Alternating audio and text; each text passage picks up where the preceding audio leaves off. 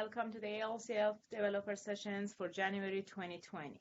My name is Yasaman Qadar, and I'm a member of ALCF Performance Engineering team organizing these training series. These webinar series are created to foster discussions between the software and hardware developers and early users of that technology. Today's topic is profiling application performance using Intel Vtune and Advisor. And we are pleased to have with us Paulius Velesko. Paulius is an on-site Intel application engineer at the Oregon Leadership Computing Facility. His focus is on node and core level application performance on many core x86 architecture, such as Knight's Landing. Paulius has worked with a variety of applications, such as XGC, a particle in cell, Plasma code, FOSIM, a Monte Carlo photon simulation, QMC pack, an electronic structure code, and DeVito, domain-specific language for stencil compilation. So yeah, today I will be talking about performance optimization using Intel performance tools, namely Vtune and Advisor. So before I get started, I've put some code on GitHub. If you don't have any sample code that you want to work with, you feel free to download this Nbody demo, and I use this demo for a couple of examples. So you can go ahead and do that. Intel provides 4 primary profiling and optimization tools, in addition to also providing very good compiler optimization reports. So while compiler optimization reports aren't really a separate tool, I think they're still very useful and worth mentioning. But the 4 primary tools that Intel provides is Intel Application Performance Snapshot, or APS for short. So if I say APS, just know that I'm referring to Application Performance Snapshot. Intel Advisor, Intel Vtune, and Intel Trace Analyzer.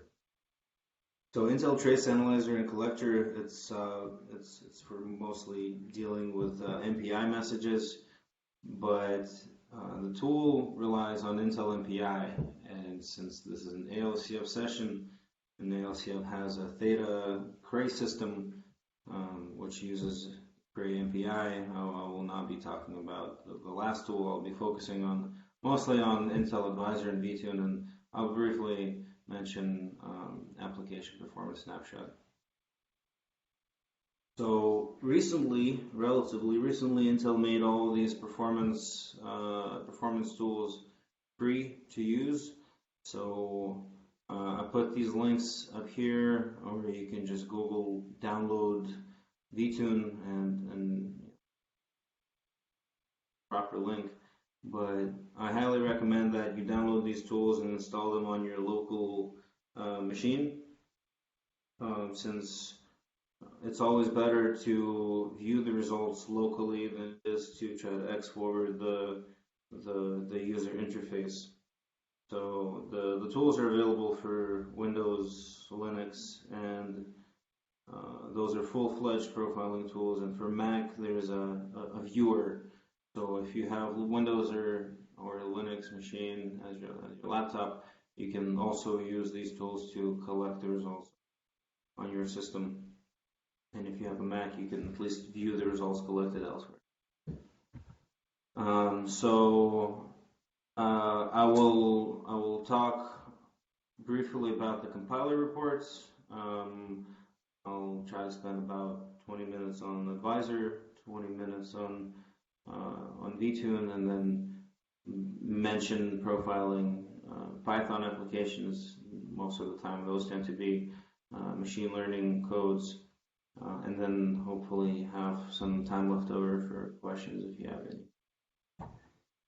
The sample code that I gave you a link to, it's a simple Nbody demonstration. It's a pretty simple code forked over from the GitHub link above. Thank you, Dr. Fabio Baruffal. So the calculation is a pretty simple force calculation between all the particle pairs, and it's written in object-oriented manner. So there's some data, there's a direct data structure.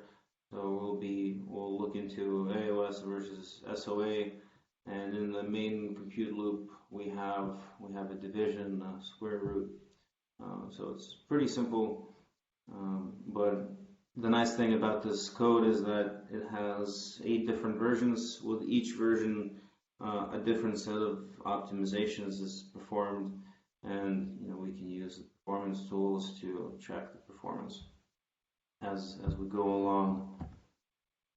So before I get into the main tools, I want to talk briefly about compiler reports. The compiler reports are nice because it's essentially free performance metrics, in the sense that you don't even have to run your code. You can just recompile your application and you get a pretty decent amount of information.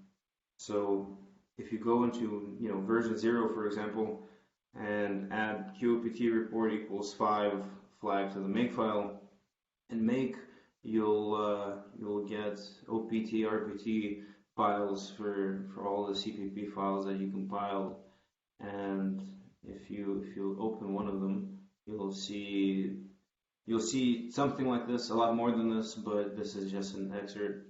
You can search for the file name, particular line, and you'll see the performance metrics for that section of the code. So for this, we have our loop nests, and we'll see that the loop was vectorized. We see the vector length with which it was vectorized. We'll see some other stuff, like the fact that we're having to do floating point conversions, and we're using non-unit stride loads. And we also have the scalar and the vector cost for this loop. So in the compiler report itself, if you set the level to 5, which is the highest level available, there's a ton more information. So I encourage you to look at that in your own free time. For the general performance profiling and optimization cycle is, you take an application, you measure performance as your baseline, then you profile the application to try to understand the bottlenecks that are preventing you from getting better performance, and then you modify the code to address those bottlenecks, and then you validate the results to make sure that whatever changes you did not break the correctness of the code. So if you do this enough times, you'll end up having a lot of data. You'll end up having a lot of different results with a lot of different versions of the source code. So if you don't keep track of that stuff, it might be difficult later on if you want to write it up and maybe publish a performance study or something. So it's very important to be consistent and thorough in keeping track of what it is that you're doing. So I suggest that you have some sort of at least semi-automated workflow for doing this kind of work. And so for this, we provide some sample scripts that you're welcome to copy and modify. And if you're working on Theta, these are especially important.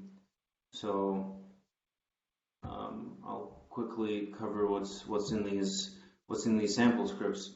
So in the sample script, we have basic stuff like job size and all the Cobalt stuff. We set up the job size, the number of threads, affinity, number of hyperthreads, and essentially how big your job is and where to run it. In the script, we have the job size, then we have the script itself takes a binary and whatever arguments to the binary as inputs, and then it does whatever profiling you have set up inside of it, and then it also sets up some specific stuff like search paths for binaries and sources. So for example, if you copy your binary and you run your binary out of somewhere else other where your sources are, you need to tell Vtune Advisor where to find the sources if you want to be able to look at the sources inside the application. And then it also saves the result with a timestamp, the binary name, and it also saves the COBOL files into that directory as well. So if there's any errors, you can review them later. And one important thing, and some Theta specific things, is that it also sets some environment flags, for example, like disabling Darshan profiling that's enabled on Theta, and it allows you to attach to a single or multiple or even all ranks. So normally you would do this with a -G tool option, but since this is a Cray system, again, this is a little bit different on Theta. So we provide a script for you to be able to do that. And most of the time you want to profile a single rank as opposed to profiling all of them. So getting into the first tool, the Intel Advisor. So Intel Advisor is a vectorization, primarily it's a vectorization tool. So it allows you, once you run it, it will show you the breakdown of where you're spending time inside of your application. It will break down by loops or functions. If something is vectorized, it will tell you which vector instruction set you're using and the efficiency with which you're vectorizing. If something is not getting vectorized, it will tell you a reason. So a lot of times reasons are assumed vector dependencies. So the compiler can't quite tell if there's actually a vector dependency or not. So in the cases where you have that, Advisor also has a dependency analysis tool.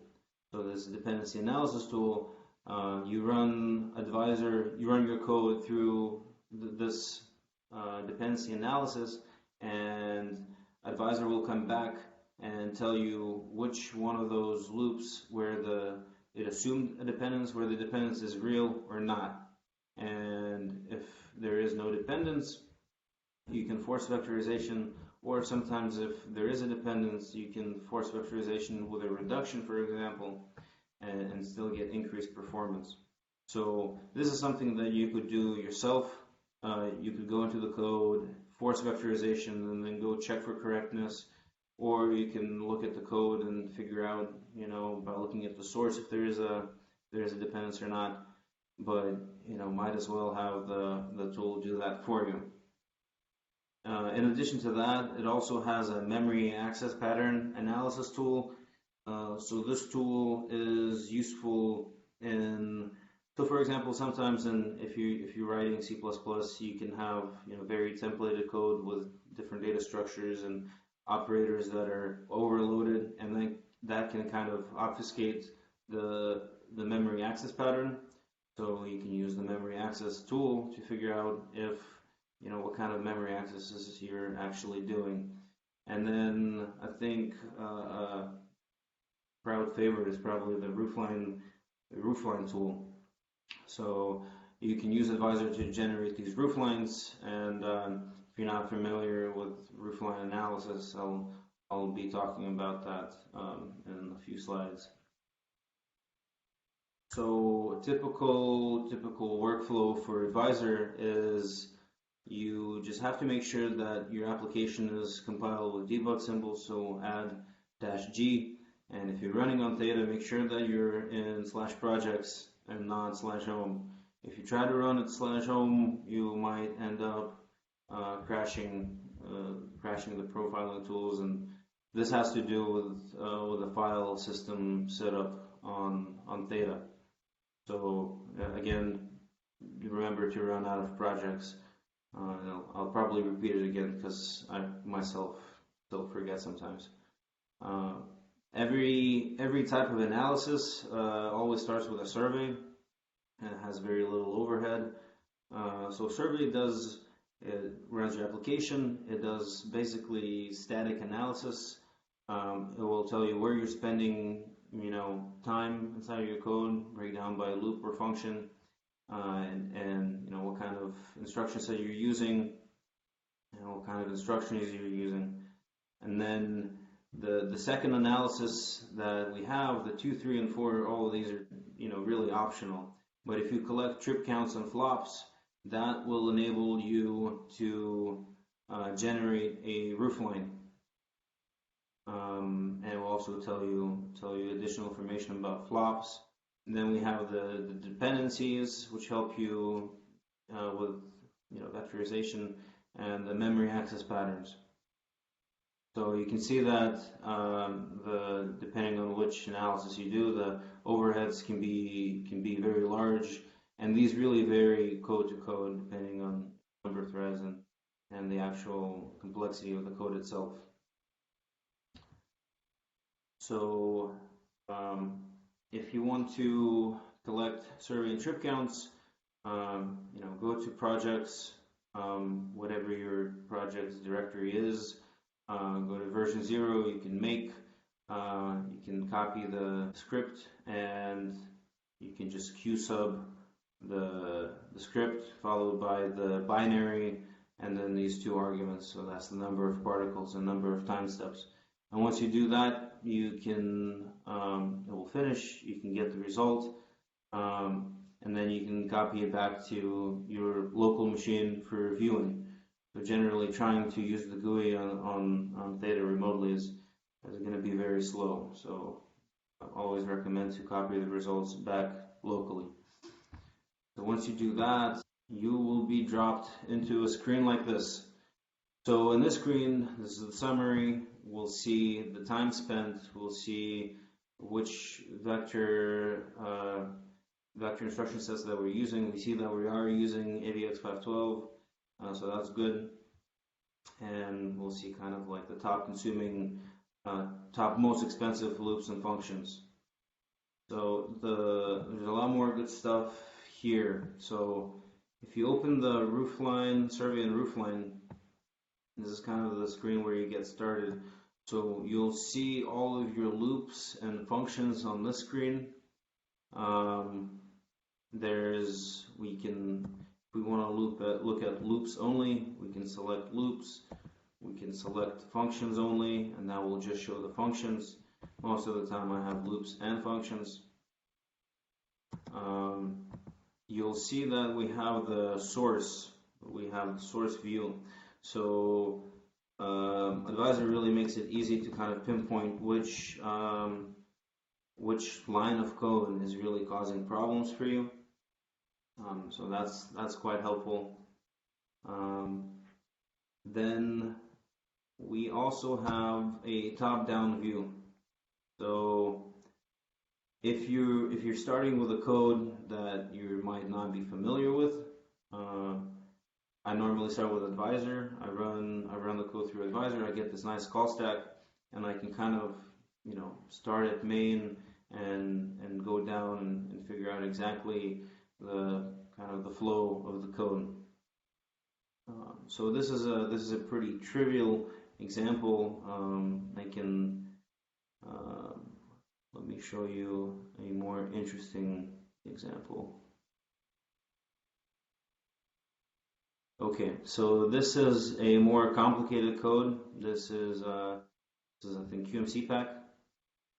So for example, you'll see that I have these two expensive loops, and I'm sorting them by self time. So self time is essentially how much time I'm spending executing this exact function. So if I go for look at this function, for example, you'll see that I have very low self time but very high total time. So the total time can be as an aggregate of all the different places where it's being called. So if you look at the call stack here, you'll see that this function is being called in many different places, and each time it's called, the calls are actually very short, but the aggregate of total time is quite large. Sometimes it also is helpful that you'll see where it is being called, because it can be called with different parameters. So going back to our Nbody example, we also have this code analytics tab. So this code analytics tab will show us, first you'll notice that it shows us the Roofline.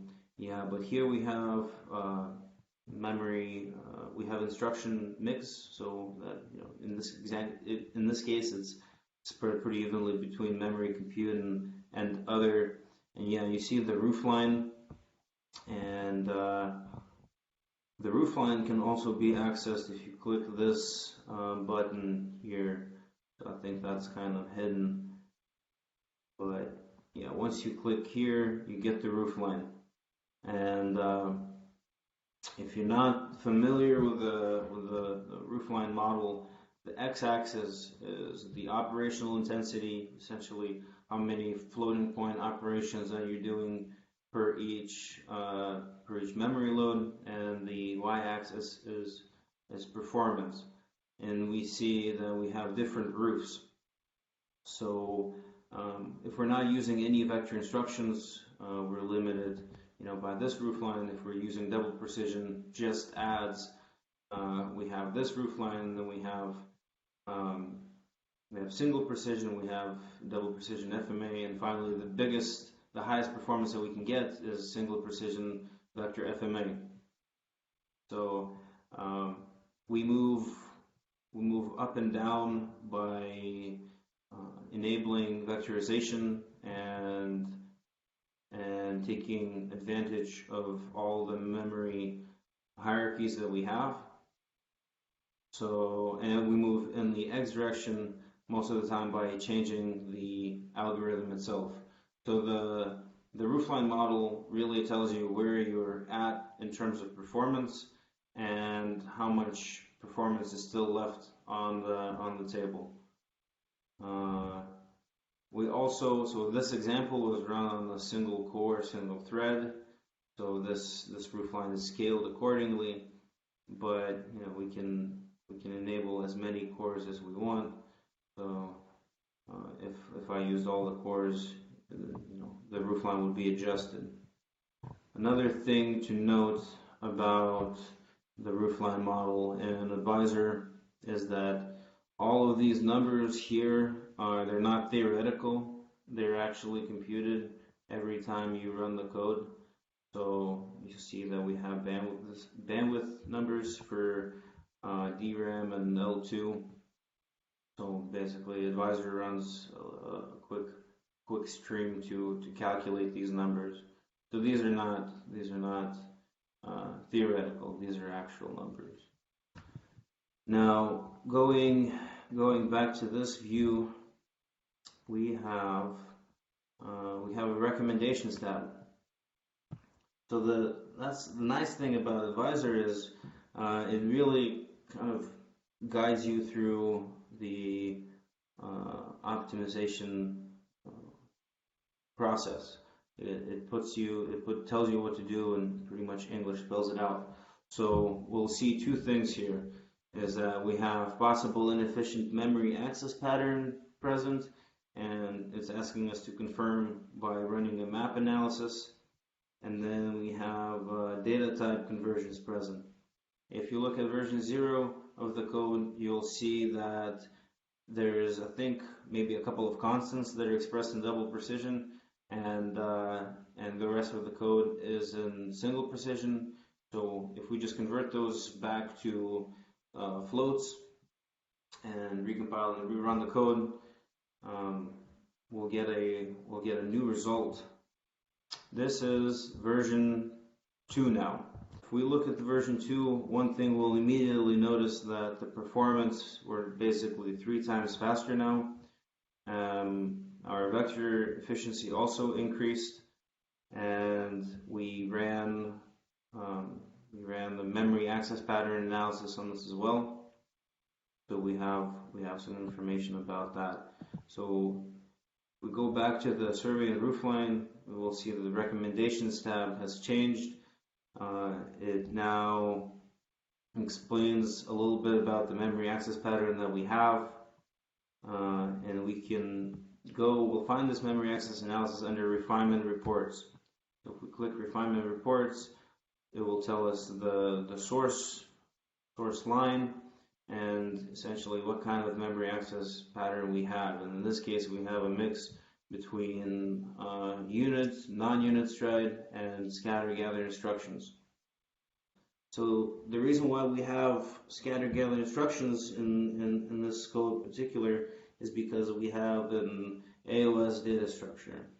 So if you look at the version 2, you'll see that we have a particle struct, and then we create a vector of these, where each particle then has arrays for position, velocity, and acceleration.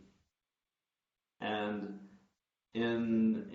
when we're computing, in order to load an entire vector register to do a single computation, we have to kind of jump in, through the memory in order to load up the entire vector to do one calculation. So one way to address this is to use a better data structure. So a better data structure in this case would be SOA. So now we have a single instance of particle SOA, and we break down the position, velocity, and acceleration into X, Y, and Z components, and they all become arrays. So now, whenever we try to do one vector instruction, we just have to do a single load and do a single compute. So this essentially will eliminate the jumping around in memory that we have to do. So as far as memory patterns go, unit stride is always good, always the best. Constant stride is okay, and then not predictable patterns where you have basically a level of indirection is the worst case scenario. But a lot of times it's not something that you can change. So if you have some sort of an unstructured code, you kind of have to do this. So if we follow if we go to the recommendations, so we can once we rewrite the code to use SOA, we can rerun the analysis. And one thing you'll notice is that we no longer have scatter-gather instructions, but our performance drops by a lot. And if you open the result, you'll see that we no longer have vectorization. And it now will tell us that no vectorization because of assumed vector dependence. So by changing this data structure, we introduce the potential vector dependence that compiler cannot figure out. And if you go into the recommendations tab, it will again tell us what to do, which would be to run the dependency analysis to confirm that the dependency is real.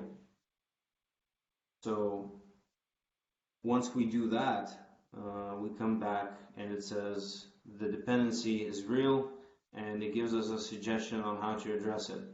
So the solution in this case is to put pragma OMP SIMD to force vectorization, but then you add reduction addition operator, and that allows you to vectorize the code safely.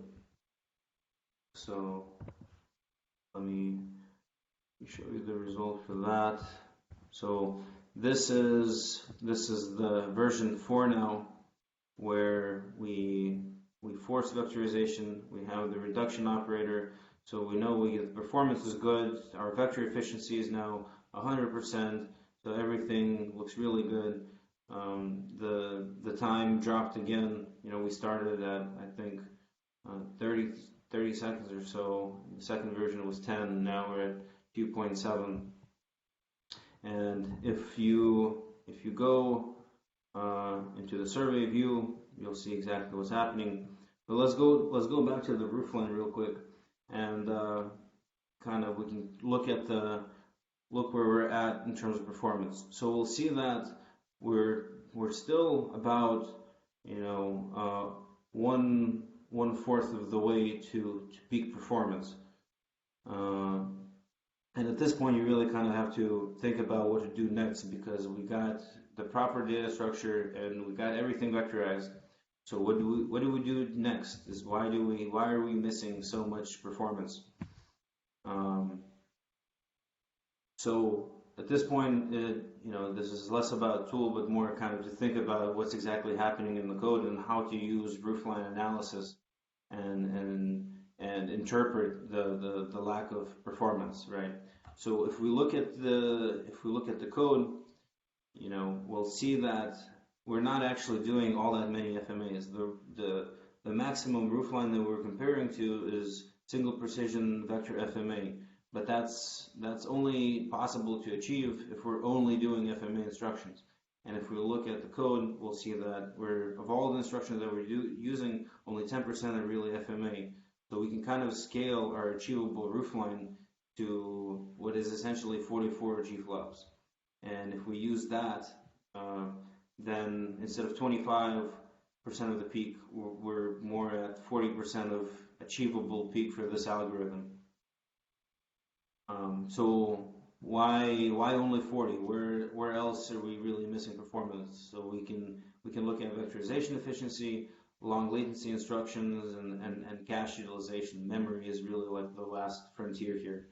And if you look at the code, we immediately see that we have a division and a square root. So that would be considered a long latency operation. If we look at efficiency, where vector efficiency is very good, so it's definitely not that. If we look at complex operations, so I did a little test. In this test, on the left is the original code. On the right, I just took out the division and the square root and replaced it with a multiply just to show you the effect on performance. So if I just replace those with a multiply, I nearly double my performance. So that's really to just drive the point that complex operations are very expensive. So if you can use approximations, you should do that. Or if you can relax the floating point precision model, you should also do that, because that will end up having a very strong effect on the overall performance. And now we have the last thing, which is kind of to think about memory performance. So we can think about caching, and the L1 cache for KNL is 32K, and if we look at how many memory accesses we're doing inside the inner loop, we can compute that we can fit 2K elements for L1 and 35K elements in L2. And yet again, I did a little test to plot the performance with increasing number of particles. So this is exactly what's happening, is that we have 2,000 elements. We have a peak at 2,000 and another kind of peak around 30,000 elements, and after that performance drops. But Advisor is not really able to tell us anything at this point. So we have to move on into Intel Vtune. So Vtune is, if Advisor was a tool that only tells you how to get most compute performance out of a core, Vtune will tell you how to get most performance out of a node.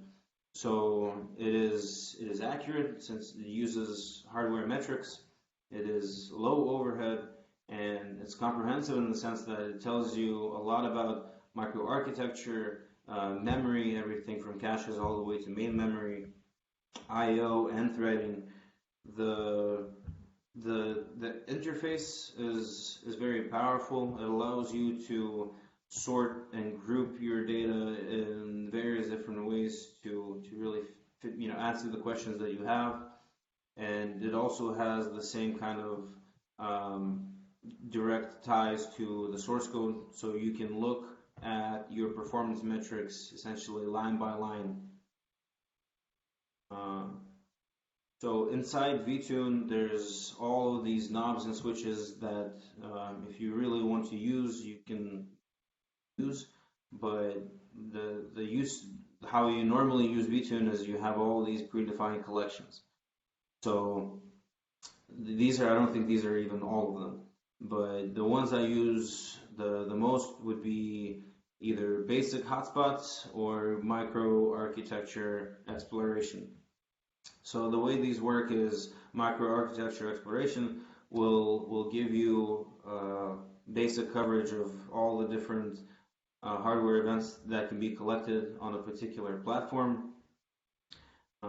Whereas basic hotspots will not even use the hardware counters. It will just do software sampling and give you a breakdown of where you're spending time in your application. So you'll see that some of these are highlighted in lighter blue. For these we have Python support, and what that essentially means that you can run Python, you can profile a Python script and using these analyses and you'll get back a proper call stack. If you profile Python script with any other analysis, it will essentially just profile the Python interpreter, which is probably not what you're trying to do. So if I have time, I'll come back to Python. But for using this, the only caveat is that you have to use dynamic linking, and that's primarily because if you have threading, for example, in your application, if you're using OpenMP, Vtune has its own instrumented special OpenMP runtime that it will try to substitute, and it will give you a lot more information on what's happening with your OpenMP layer if you have dynamic. So again, you can look at the script, you can modify the script, as it suits you. In this particular case, make sure that the collection that you're using is microarchitecture exploration, and you can submit the script, get the result, copy back to your local machine, and open it. One thing about the GUI is if you want to, it's an option to use the graphical user interface to collect the results on your local machine. That's definitely something that you can do. Most of the time in cluster environments, that's not what we do. But a neat feature is you can first see all the different options that are available. You don't have to read the documentation. All the knobs are exposed here. You can configure it however you want. And if you look to the bottom right, there's a command line button that once you configure something, instead of running it, you can click this and get the equivalent command line option for modifying your scripts on Theta. So Vtune has this, and Advisor has this as well, and pretty much same location. So that's something useful if you haven't used these tools before. So then in the Nbody demo, we have a version 7, which is threaded now, and if we compile it, we ran it on all 64 cores, and the result that we get back is something like this. Here we have a CPU usage histogram. It essentially shows how often you're using how many cores. And in this case, we see that almost all the time we're using a single core. We see that we have a red flag, meaning bad, and that's for spin time.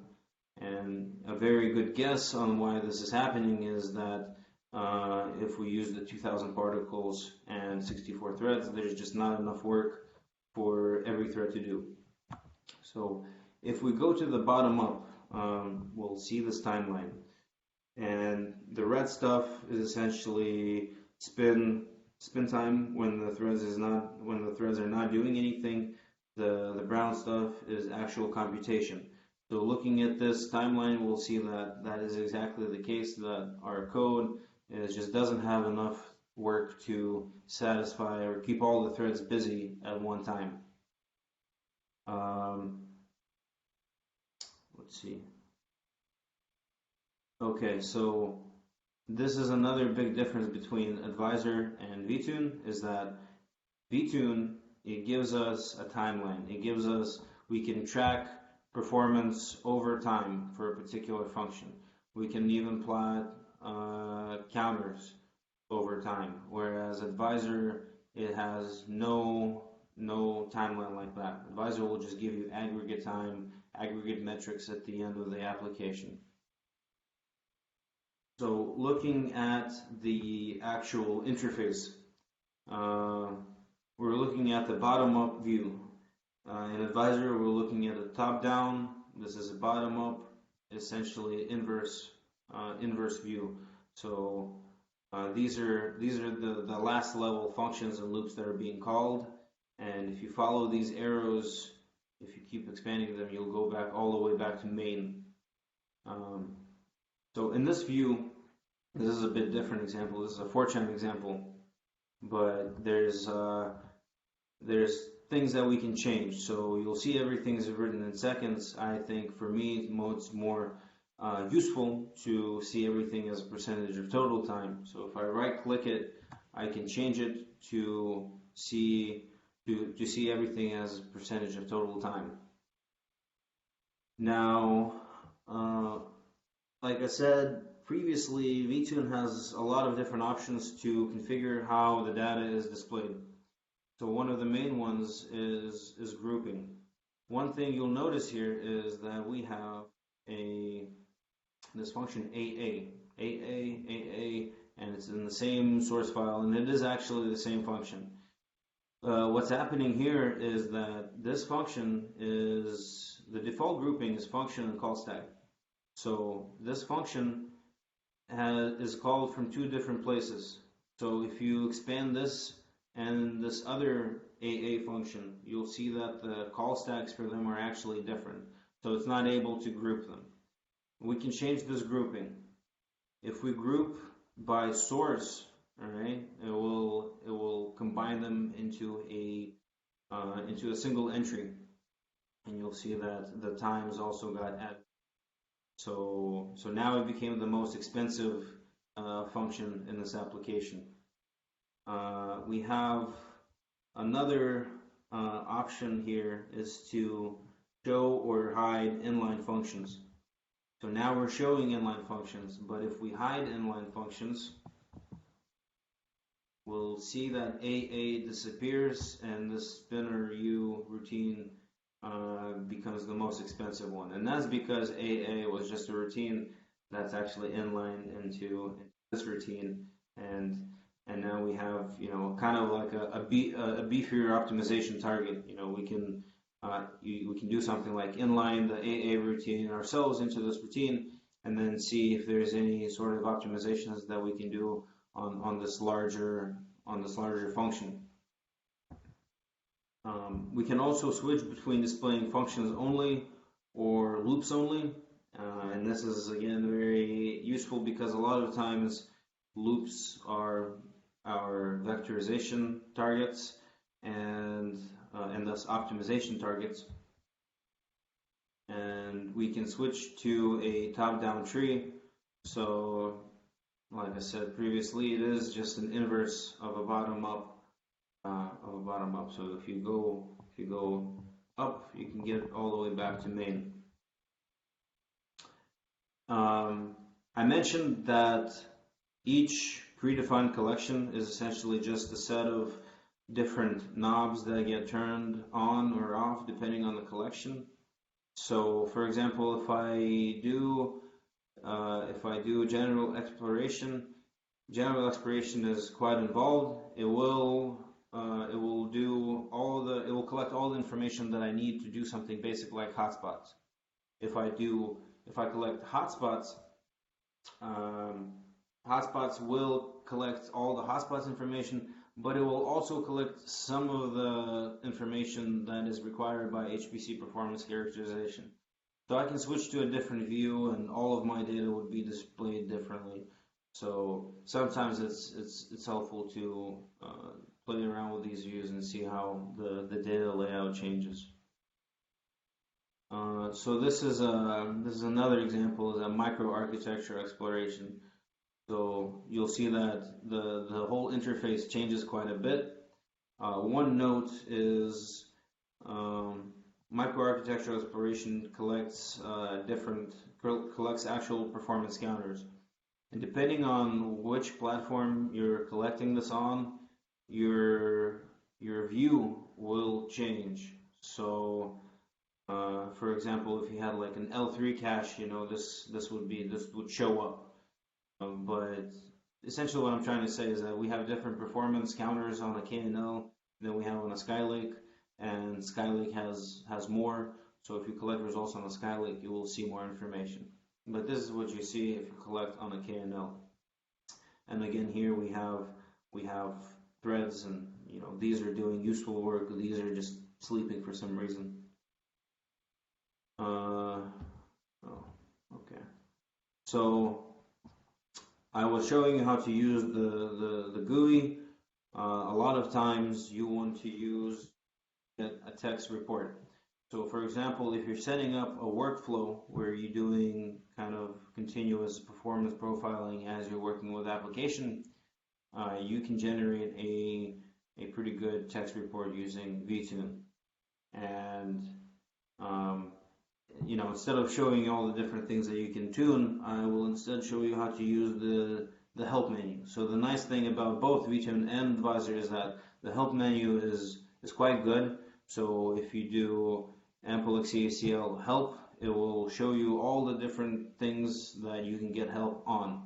So if I want to get help on a report, I can combine that, right? So now I do help report. It will show me additional information. Then I can do help report hotspots. It will show me all the different knobs that I can enable or disable. One nice feature is I can do, if I want to get the columns that are available for a particular result, I do -R, which is just short for report, hotspots, little r pointed to the result directory, and I do column equals question mark. That will dump out a text list of all the different columns or all the different metrics that were collected in that particular result. All right, so if I wanted to do top 5% of all loops, and for those loops I want to dump total time and L2 cache hit rates, this is the command that I would do. And I can, if I wanted to get more metrics, I can add a comma and add more metrics.